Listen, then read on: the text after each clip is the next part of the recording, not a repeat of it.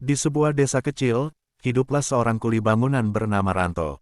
Ia adalah pria sederhana yang bekerja dari pagi hingga malam, mengaduk semen, mengangkat batu bata, dan membangun rumah orang lain demi sesuap nasi.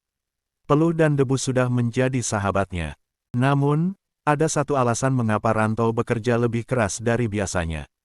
Di hatinya, ada seorang wanita yang diam-diam ia cintai, Lasmi, seorang janda muda di kampungnya. Suaminya meninggal setahun lalu, meninggalkan Lasmi sendiri dengan seorang anak kecil. Ranto merasa kasihan dan ingin membantu, bahkan jika itu berarti harus bekerja sampai tubuhnya nyaris roboh.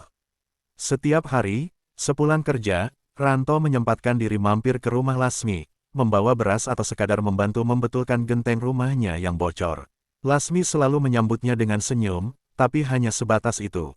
Tidak pernah ada kata terima kasih yang tulus, tidak pernah ada perhatian balik. Suatu malam, setelah bekerja seharian di proyek, Ranto datang membawa sekantong belanjaan. Ia melihat Lasmi sedang duduk di teras, tertawa-tawa dengan seorang pria berpenampilan rapi, yang jelas bukan orang kampung mereka. Dari cara berbicara dan gaya pakaiannya, Ranto tahu pria itu bukan kuli seperti dirinya. Lasmi melirik sekilas ke arah Ranto, lalu berkata dengan nada datar, "Oh, kamu lagi, tuh. Taruh aja di dapur, ya." Lalu ia kembali ngobrol dengan pria itu, seolah Ranto hanya angin lalu. Hati Ranto terasa remuk. Ia sadar, selama ini ia hanya diperalat. Dengan langkah berat, ia meletakkan belanjaan itu di dapur, lalu pergi tanpa berkata apa-apa.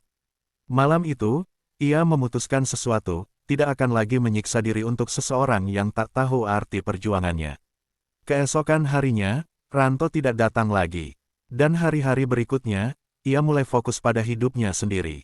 Ia bekerja lebih giat, tapi bukan lagi untuk seseorang yang tidak menghargainya, melainkan untuk masa depannya sendiri.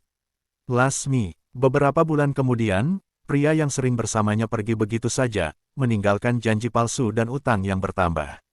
Barulah ia menyadari, bahwa orang yang benar-benar peduli padanya sudah pergi tanpa niat kembali.